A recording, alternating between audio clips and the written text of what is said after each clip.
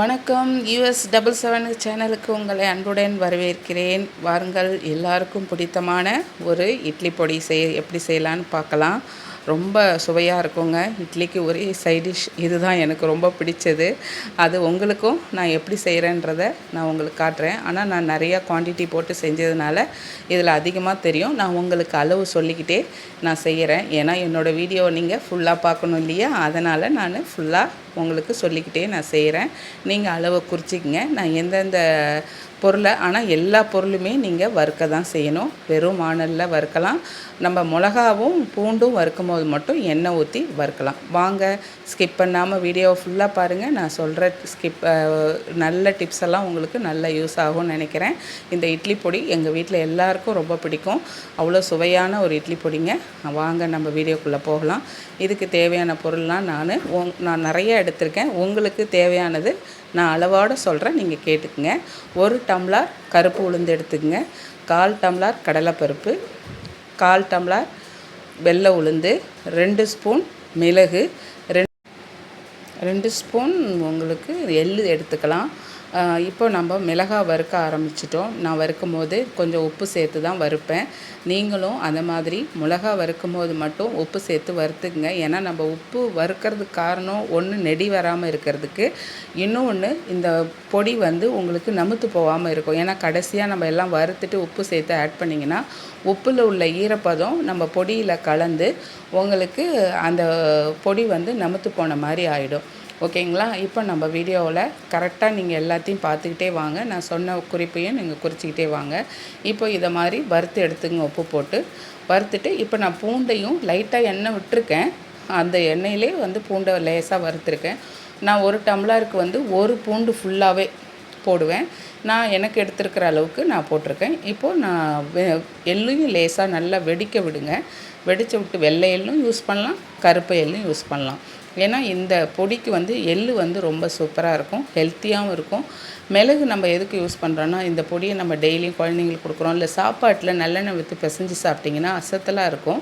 மிளகு நம்ம ஆட் பண்ணுறது அதுக்கு தான். கொஞ்சம் சளி சேர்க்குறாது. 2வது, இதோட மனம் அவ்வளோ டேஸ்ட்டாக இருக்கும். மிளகும் நல்லா வறுத்து இதில் ஆட் பண்ணிக்கிங்க. நான் சொன்னது 1 டம்ளர் உளுந்துக்கு 1/4 டம்ளர் கடலைப்பருப்பு, 1/4 டம்ளர் வெள்ளை உளுந்து, 2 ஸ்பூன் மிளகு, 2 ஸ்பூன் வெள்ளை எள்ளு, காஞ்ச மிளகா ஒரு 10-15 எடுத்துங்க.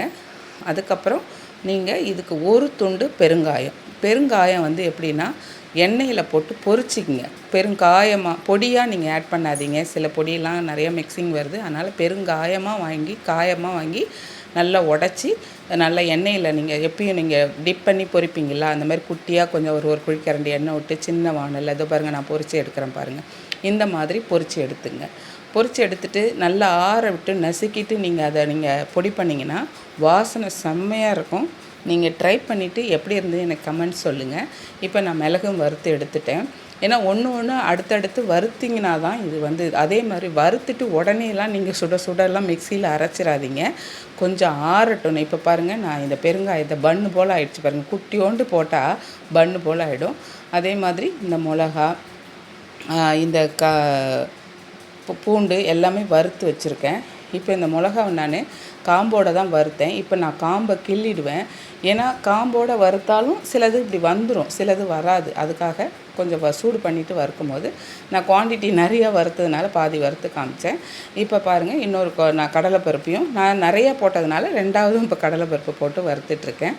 அதனால் நான் சொன்ன மாதிரி 1 கப்பு உளுந்துக்கு, அதாவது 1 டம்ளர் உளுந்துக்கு 1/4 டம்ளர் கடலைப்பருப்பு, 1/4 டம்ளர் வெள்ளை உளுந்து, 2 ஸ்பூன் வெள்ளை எள்ளு, 2 ஸ்பூன் மிளகு, அதுக்கப்புறம் ஒரு 10-15 காஞ்ச மிளகா, உங்களுக்கு தேவையான அளவு 1 பூண்டு, 1 கட்டி பெருங்காயம். இவ்வளோதாங்க. நான் எப்படிலாம் செய்கிறேன்றதை உங்களுக்கு சொல்லிக்கிட்டே தான் செய்கிறேன். இப்போ வெள்ளை உளுந்து நான் வறுக்கிறேன். கடலைப்பருப்பு வறுத்து முடிச்சாச்சு. வெள்ளை உளுந்து வறுக்கிறேன். ஆனால் நான் குவான்டிட்டியை நிறையா போட்டிருக்கிறதுனால உங்களுக்கு இதில் நிறையா தெரியும். நீங்கள் உங்கள் வீட்டுக்கு நான் சொன்ன அளவு நீங்கள் போதும். ஒரு 2 பேருக்கு கொஞ்ச நாள் வச்சுருந்தா போதும். நாங்கள் எல்லாருக்கும் ஷிப் பண்ணுவோம். ஏன்னா எங்கள் வீட்டில் இப்போ பிள்ளைங்கள்லாம் கேட்பாங்க. அதனால் நான் செஞ்சுருக்கேன். இப்போ கருப்பு உளுந்து போட்டு கடைசியாக வறுக்கிறேன். ஏன்னா நல்லா வறுக்கணும். கொஞ்ச நேரம் நிறைய தீ விட்டும் வறுக்கக்கூடாது. கொஞ்ச நேரம் கிட்ட இருந்து நல்லா செவர விட்டு வறுத்து எடுத்துட்டிங்கன்னா நல்லா ஆறட்டும். ஒரு 2 ஹவர்ஸ் நல்லா ஆறின பிறகு மிக்சியில் போட்டு இது பாருங்கள், நான் இந்த பெருங்காயத்தை உடச்சி இதில் வச்சுட்டேன். இப்போ ஃபுல்லாகவே நம்ம மிக்சியில் போட்டு பொடி பண்ணி எடுத்துக்கலாம். நல்லா, அதாவது ரொம்ப பொடியாகவும் இருக்கக்கூடாது, ரொம்ப கரகரப்பாகவும் இருக்கக்கூடாது. நார்மலாக பொடி எடுத்து வச்சிங்கன்னா அப்போ தான் நம்ம எண்ணெய் ஊற்றி நல்லா சாப்பிடும்போது இட்லிக்கு அவ்வளோ டேஸ்ட்டாக இருக்குங்க சைட் டிஷ்ஷுக்கு. இந்த வீடியோ உங்களுக்கு எதனா டவுட் இருந்தால் கமெண்ட்ஸ் பாக்ஸில் கேளுங்க, உங்களுக்கு நான் விளக்கம் சொல்கிறேன். இந்த மாதிரி இட்லி பொடி செஞ்சு கொடுங்க குழந்தைங்களுக்கு, நல்லா விரும்பி சாப்பிடுவாங்க, உங்களுக்கு ரொம்ப பிடிக்கும். நல்லா ஆற வச்சுட்டு நீங்கள் இதை நல்லா மிக்சியில் போட்டு பொடி பண்ணிங்கன்னா இந்த மாதிரி இருக்கும். டேஸ்ட்டு பக்காவாக இருக்குங்க. இந்த வீடியோ பிடிச்சிருந்தா உங்கள் ஃப்ரெண்ட்ஸுக்கும் ஷேர் பண்ணுங்கள். எனக்கும் கமெண்ட் பாக்ஸில் சொல்லுங்கள், நீங்கள் எப்படி செஞ்சீங்க, எப்படி நல்லா இருந்துச்சுன்ற ரிசல்ட் சொல்லுங்கள். ஓகே ஃப்ரெண்ட்ஸ், பாய். நல்லதே நடக்கும், நல்லா இருப்போம்.